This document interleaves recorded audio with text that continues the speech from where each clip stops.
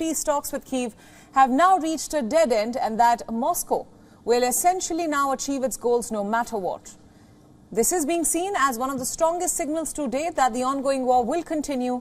Putin slammed Kyiv for derailing peace talks by staging what he said were fake claims of Russian war crimes. He also called the situation in the Ukrainian city of Bucha a fake narrative. Как никто не вспоминает сотни убитых мирных жителей в Афганистане, когда одним ударом уничтожали сотни и больше сотни людей на свадьбах.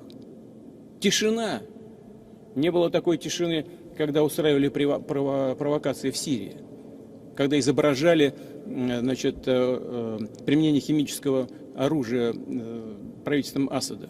Потом выяснилось, что это фейк, такой же фейк и в Буче. Putin's comments were his first on the conflict on more than a week. The comments came during his visit to a space facility with the Belarusian leader Alexander Lukashenko to mark the 61st anniversary of Yuri Gagarin becoming the first man in space.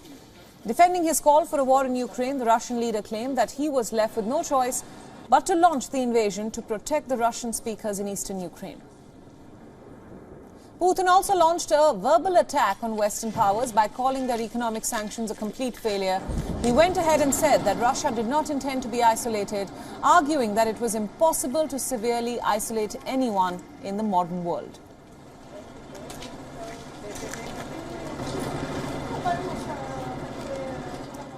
Мы особенно это не различаем, где заканчивается Беларусь, где Россия, где Россия и Беларусь.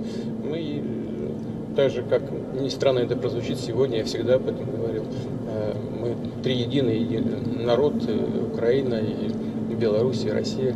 То, что происходит на Украине, трагедия, без всякого сомнения, но Александр Григорьевич правильно сказал, выбора не оставили, просто не было выбора. Вопрос только был во времени, когда начнется, вот и все. Lukashenko, who is Putin's closest ally at this point, also dismissed the impact of sanctions by assuring him support from his end. US President Joe Biden, meanwhile, accused Putin of committing genocide on Tuesday.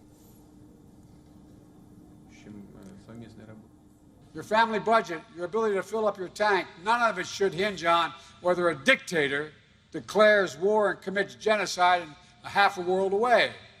To help deal with this Putin price hike, I've authorized the release of 1 million barrels per day for the next 6 months from our Strategic Petroleum Reserve.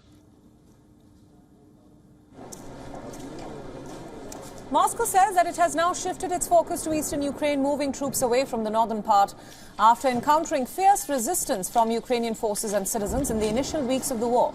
Both the sides have suffered significant losses so far.